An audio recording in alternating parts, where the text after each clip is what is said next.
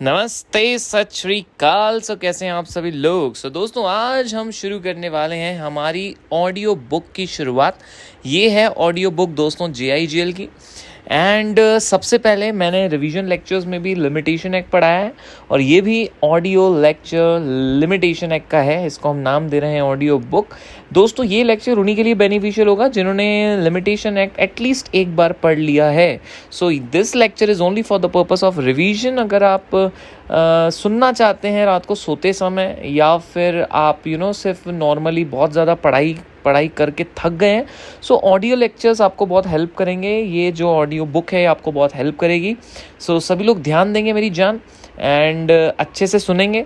अगर से पॉसिबल है तो किताब को अपने सामने रखिए। अगर प्रोविजंस क्लियर नहीं है, अगर प्रोविजंस क्लियर हैं तो सिर्फ सुनते रहिए। सो शुरू करते हैं। जय माता दी, हियर वी गो। जय Shri Ram. Law of limitation act 1963 people, ये जो आया था 1963 में आया था। सबसे पहले ये अप्लाई होता है सारी सिविल प्रोसीडिंग्स में और कुछ क्रिमिनल प्रोसीडिंग्स में। इसका मतलब है जितने भी सिविल केसेस हैं वहाँ पे लॉ ऑफ लिमिटेशन लगेगा, लेकिन कुछ ही क्रिमिनल केसेस हैं जहाँ पे लॉ ऑफ लिमिटेशन लगेगा। सिविल केसेस में तो सब में लगता है, क्रिमिनल केसेस में जनरली वहीं लगता है जहाँ पे इम्प्रिजनमेंट 3 साल से ज़्यादा की है। दोस्तों, ये एक्ट पहले जम्मू कश्मीर में नहीं लगता था, बट अब लगता है। इसमें सबसे इंपॉर्टेंट सेक्शन है सेक्शन 3। सेक्शन 3 क्या कहता है, ध्यान देंगे सभी लोग। सेक्शन 3 कहता है, any suit appeal application if made beyond the prescribed period of limitation, it is duty of court not to proceed with such suit irrespective of fact whether plea of limitation has been set up in defense or not।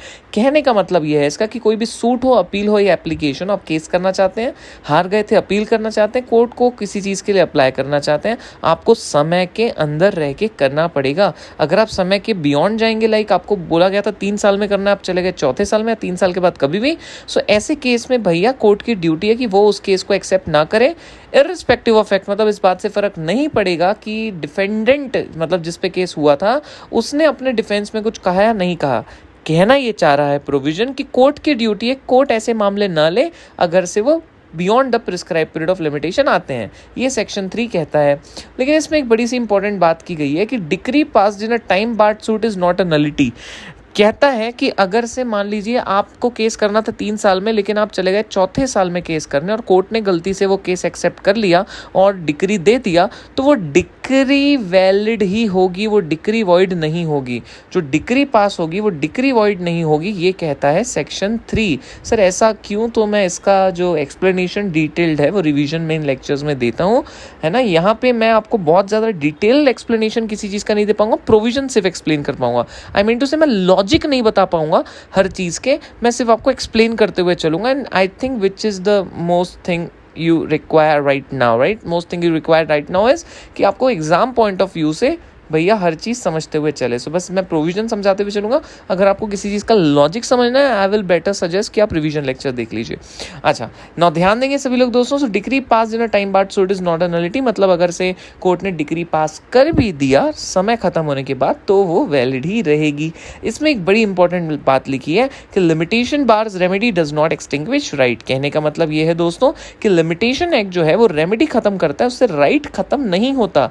मतलब कि अगर मैंने आज आपको पैसे दिए थे और आपने कहा था सर आज लौटा देंगे, और आज अगर आपने नहीं लौटाया तो दोस्तों मेरे पास आप पे केस करने का 3 साल का समय है। लेकिन अगर मैंने 3 साल में केस नहीं किया, 3 साल बाद दोस्तों मैं कोर्ट नहीं जा पाऊंगा, तो मेरी रेमेडी खत्म हो गई है, बिकॉज कोर्ट आपको रेमेडी प्रोवाइड करता है। लेकिन 3 साल बाद मैं आपसे तो पैसे मांग सकता हूँ ना, वाई नॉट। सो मेरा राइट एज इट इज है। So limitation bars remedy does not extinguish right. कहने का मतलब ये है कि आउटसाइड द कोर्ट सेटलमेंट हो सकता है लिमिटेशन पीरियड खत्म होने के बाद। ये डिसाइड हुआ था Bombay dyeing and manufacturing company limited versus the state of Bombay. याद रखिएगा, Bombay dyeing and manufacturing company limited versus state of Bombay में ये डिसाइड हुआ था दोस्तों। आई होप सो आपको अच्छे से समझ में आ रहा है। नेक्स्ट है दोस्तों सबसे इंपॉर्टेंट सेक्शन इसका, सेक्शन नंबर 5। सेक्शन 5 कहता है condonation of delay to be granted if there is a sufficient cause. Condonation मतलब माफी, डिले मतलब देरी, सफिशिएंट कॉज मतलब रीजन। सो अगर कोई रीजन है तो आपको माफी मिलेगी, लेकिन ये मिलेगा सिर्फ अपील और एप्लीकेशन में, सूट में नहीं। जनरली केस करने के लिए 3 से 12 साल तक का समय रहता है, इसलिए केस करने पे हम आपको कोई एक्सटेंशन नहीं देंगे। अगर आप टाइम पे नहीं आए कोई एक्सटेंशन नहीं मिलेगा। लेकिन अपील और एप्लीकेशन में 30 डेज से 90 डेज ही मिलते हैं। दैट्स वाई अपील और एप्लीकेशन में आपको एक्सटेंशन मिल सकता है। मतलब आप से देरी हो गई है तो भी आपको माफी यानी कंडोनेशन मिल सकता है if you have a sufficient reason. ये डिसाइड है सेक्शन 5 में। तो सेक्शन 5 कहता है if you have a sufficient cause then you might be granted condonation of delay and this is applicable only to appellant application but not to the suit. Easy people. चलिए, तो एक case था, उसमें decide हुआ था Ramlal versus Rewa coal fields limited में कि अगर से आप लेट जाते हो ना केस करने और आप बोल रहे हो कि कोई रीज़न था, तो आपको हर दिन का रीज़न बताना पड़ेगा। लाइक आप 3 दिन लेट हो तो तीनों दिन बताना पड़ेगा। पहले दिन क्यों नहीं आ पाया, दूसरे दिन क्यों नहीं आ पाया, तीसरे दिन क्यों नहीं आ पाया, मैं क्यों चौथे दिन आया।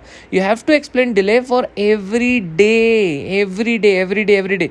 ये डिसाइड हुआ था Ramlal versus Rewa coal fields limited people. ठीक है ना बच्चा। अच्छा, नाउ सफिशिएंट कॉज एक भैया बात ऐसी है कि इंडिविजुअल पे डिपेंड करता है। मेरे लिए कुछ सफिशिएंट कॉज हो सकता है अलग हो, आपके लिए कुछ अलग हो।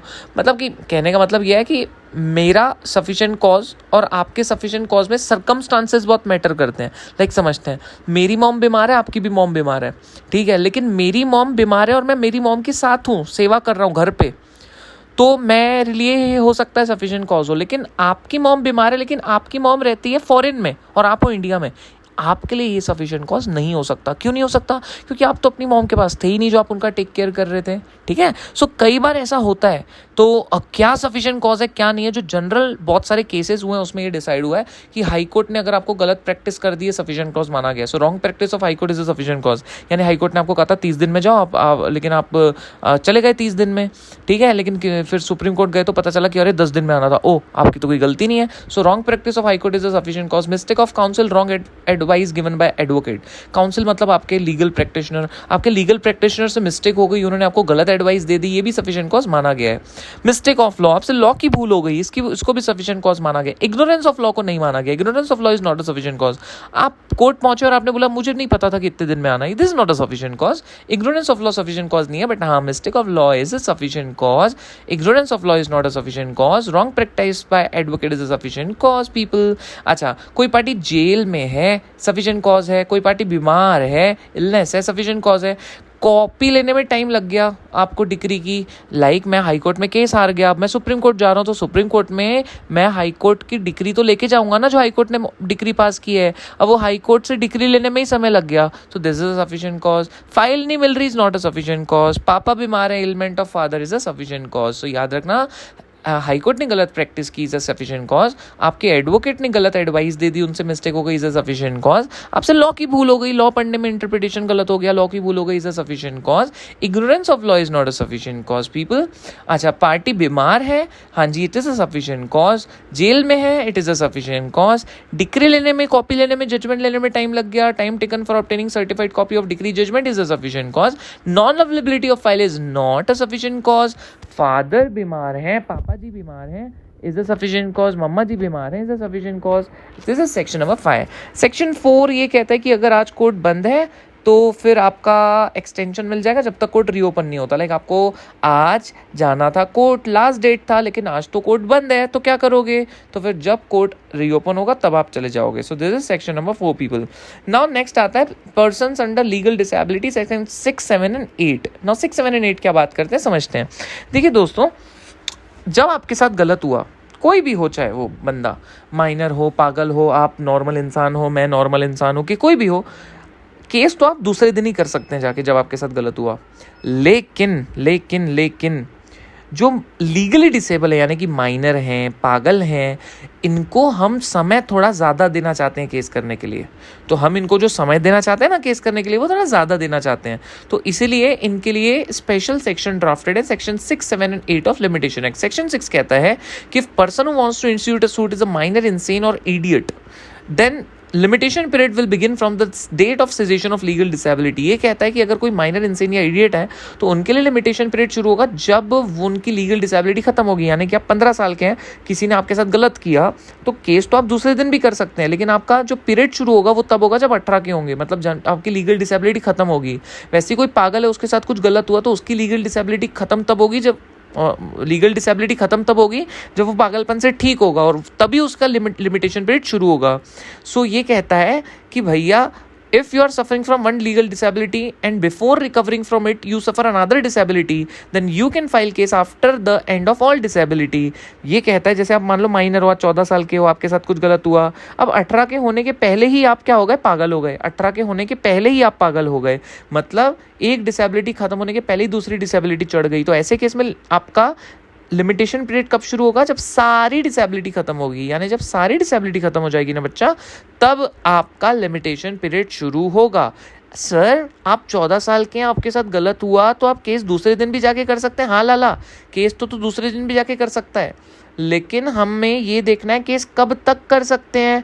तो हम कब तक कर सकते हैं, लिमिटेशन पीरियड जब शुरू होगा उसके बाद से हमें कितना समय मिलेगा वो सेक्शन 8 बताएगा, वो आप उस पर आते हैं. बट आप ये याद रखना शुरू कब होगा, क्या कहते हैं, लिमिटेशन पीरियड शुरू कब होगा. तो लिमिटेशन पीरियड शुरू होगा जब लीगल डिसेबिलिटी खत्म होगी. इतना याद रख लेना, फर्स्ट दैट सेट कि माइनर इंसेन इडियट के केस में लिमिटेशन पीरियड शुरू कब होगा, जब उनकी लीगल डिसेबिलिटी खत्म होगी. एक को खत्म होने के पहले दूसरी होगी, तो जब सब खत्म होगी तब लिमिटेशन पीरियड शुरू होगा. बस इतना याद रख लेना. इसमें सेक्शन 7 कहता है अगर एक से ज़्यादा लोगों को केस करना है और उसमें से कुछ लोग लीगली डिसेबल हैं, लाइक आप 100 लोग हैं, आप सबको मिलकर केस करना है, एंड आप में से कुछ लोग लीगली डिसेबल है, तो अगर जो लोग लीगली डिसेबल है उनकी कंसेंट मतलब मंजूरी की जरूरत पड़ रही है, तो ऐसे केस में लिमिटेशन पीरियड शुरू होगा जब सबकी डिसेबिलिटी ठीक हो जाएगी. लेकिन अगर किसी की कंसेंट की जरूरत नहीं पड़ रही है तो ऐसे केसेस में लिमिटेशन पीरियड चलता रहेगा. So if person who wants to institute a suit are more than one and some of them are legally disabled, and so it depends on following circumstances. If consent of a person suffering from legal disability is not necessary, then period of limitation will continue as original. And if consent of person suffering from legal disability is necessary, then period will extend for all. है ना.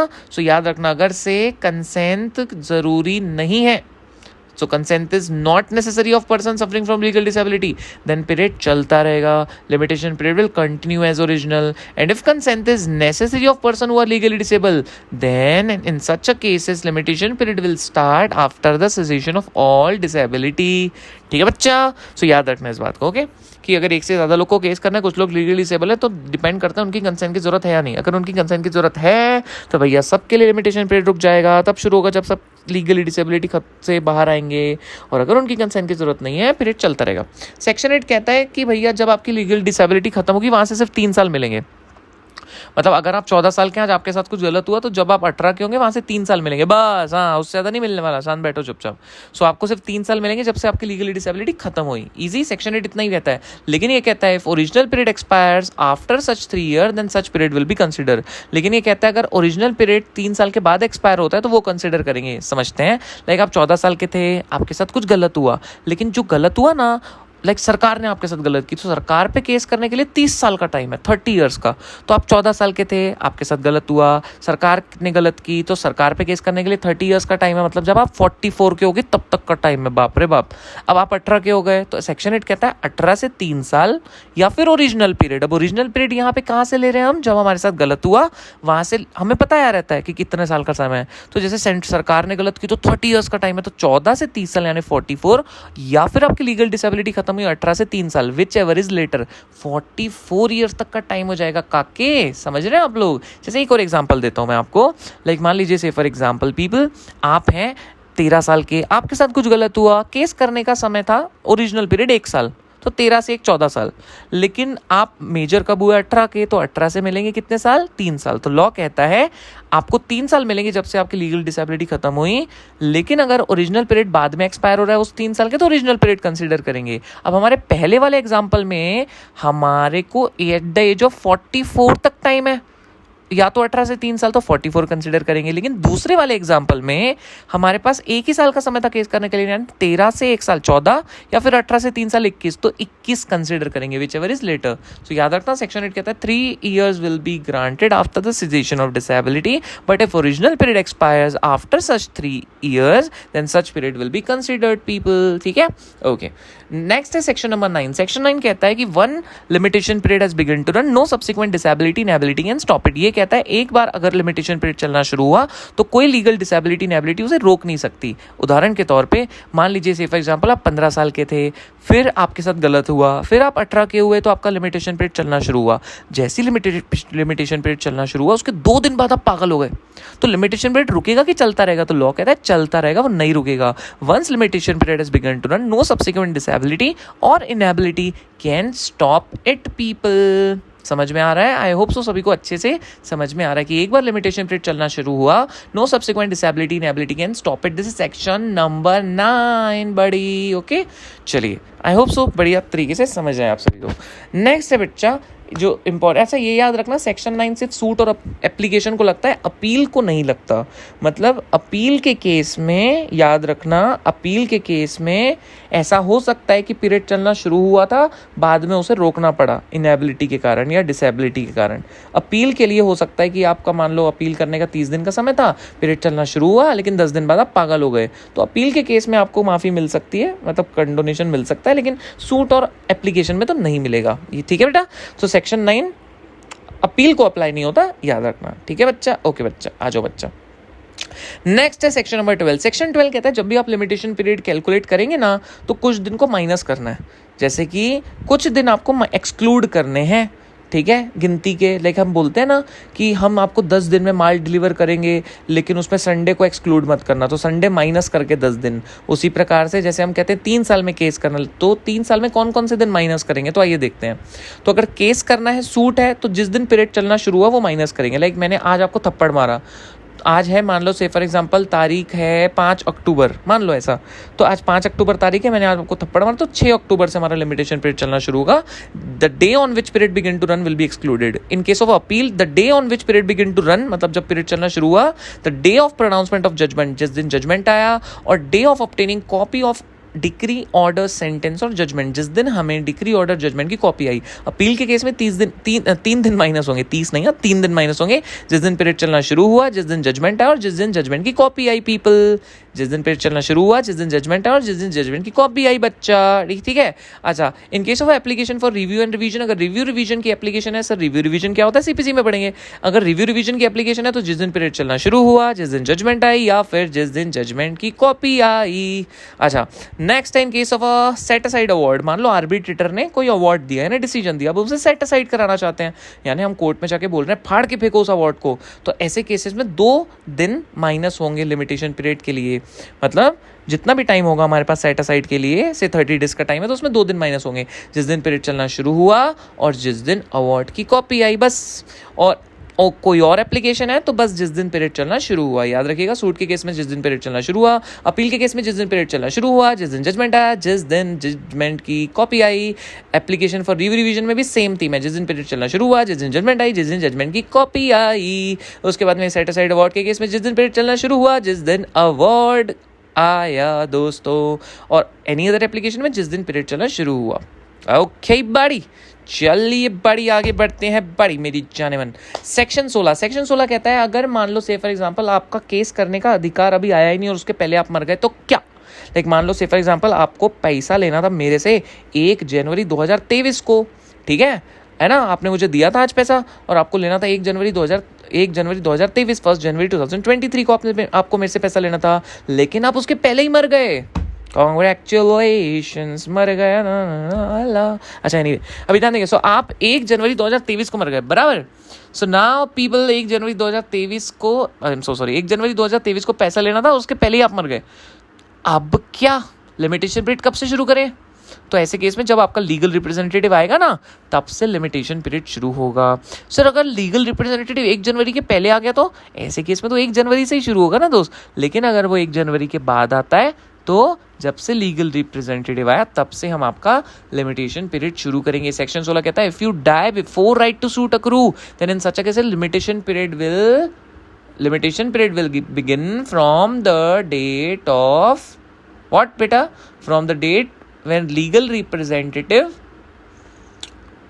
when there is a legal representative of deceased, सिर्फ इतना लिख देना। आप क्या लिखोगे कि if a person died before right to suit accrues, the limitation period shall be computed when there is a legal representative, सिर्फ इतना, when there is a legal representative, जब legal representative रहेगा तब से limitation period चलना शुरू होगा, याद रखना, ठीक है बच्चा।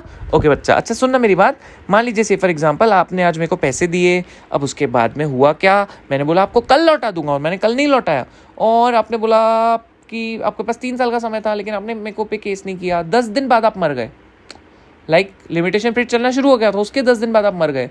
अब लिमिटेशन पीरियड रुकेगा क्या? नहीं रुकेगा। क्यों?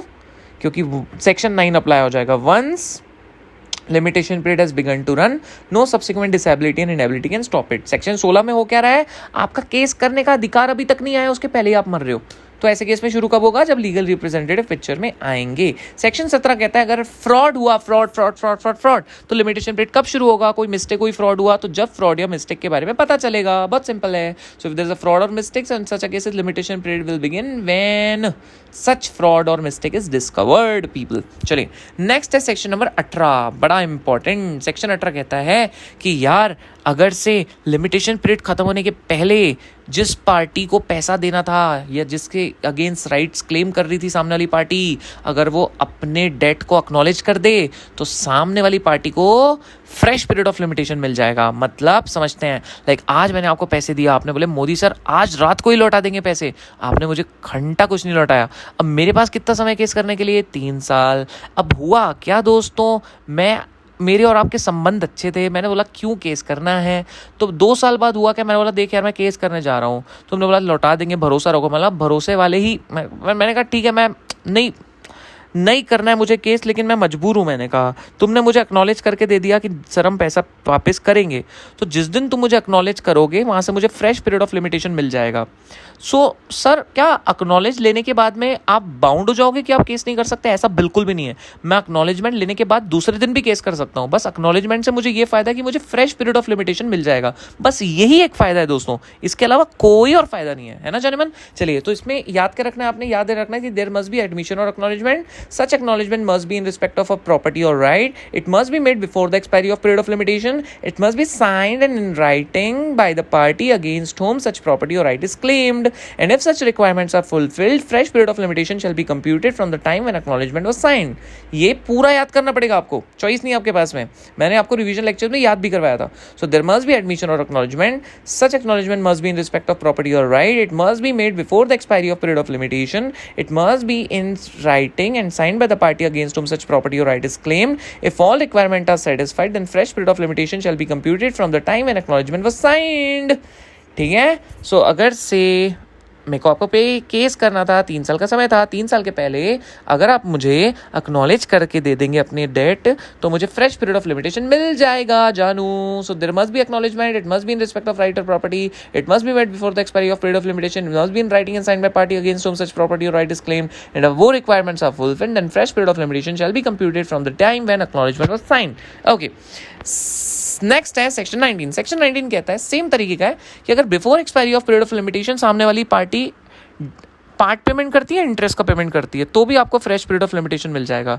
लाइक मैंने आज आपको लोन दिया, आपने कहा आज रात को लौटा दोगे, लेकिन आपने नहीं लौटाया, तो मेरे पास 3 साल का समय था आप पे केस करने का। 3 साल के पहले अगर आप मुझे, लाइक मैंने आपको 1 लाख का लोन दिया था, तो 1 लाख में से लाइक 10,000 भी लौटाते हो जब भी, तो जब आप मुझे पार्ट पेमेंट करोगे या जब आप मुझे इंटरेस्ट का पेमेंट करोगे, मुझे फ्रेश पीरियड ऑफ लिमिटेशन मिल जाएगा दोस्तों। सो बहुत सिंपल है, बहुत ही आसान है। सो whenever you will make a part payment or payment of interest, a fresh period of limitation shall be given. याद रखना इस बात को। So whenever there will be a part payment or payment of interest before the expiry of period of limitation, in such a cases fresh period of limitation shall be computed from the date of from the time when payment was made, समझ आ रहा है? Okay, आई hope सो समझ आ रहा है। ठीक है ना बच्चा, जिनको नहीं समझ आ रहा बेटा, मेन लेक्चर रिवीजन लेक्चर देखना, ये उन्हीं के लिए है जो प्योरली रिवीजन करना चाहते हैं, और आई होप सो ये आपको बहुत हेल्प करेगा। अच्छा नेक्स्ट है, उसके बाद में दोस्तों एक बड़ी सी इंपॉर्टेंट बात आती है कि अगर मॉर्टगेज लैंड है जो मॉर्टगेजी के पास है, तो मॉर्टगेजी अगर उसको रेंट पे चढ़ाता है तो रेंट को भी पार्ट पेमेंट मानेंगे। मतलब मान लीजिए से फॉर एग्जांपल मैंने आपसे लोन लिया 10 लाख का और मैंने आपको अपना घर गिरवी दिया और आपने वो घर रेंट पे चढ़ाया, तो घर रेंट पे चढ़ाने के बाद आपको हर महीने 50,000 आ रहे हैं, तो वो जो 50,000 आ रहे हैं ना बेटा, वो मेरे 10 लाख के लोन का पार्ट पेमेंट माना जाएगा। मतलब मैंने आपसे घर लिया, मतलब आई एम सो सॉरी, मैंने आपसे लोन लिया 10 लाख का, मैंने आपको मेरा घर दे दिया बच्चा, अब घर आपने रेंट में चढ़ा दिया बच्चा, तो वो घर से जितना भी रेंट आएगा ना वो मेरे 10 लाख से माइनस करते जाएंगे लोन अमाउंट। सो याद रखना payment of rent, I am so sorry, receipt of rent by a mortgagee will be considered as a part payment. So mortgagee को जो भी रेंट मिलेगा वो पार्ट पेमेंट माना जाएगा। So if in case of a mortgage land which is in possession of mortgagee, the receipt of rent shall be considered as a part payment, याद रखना, ठीक है। और सेक्शन 19 में डेट का मतलब वो डेट नहीं आता जो कोर्ट ऑर्डर देता है।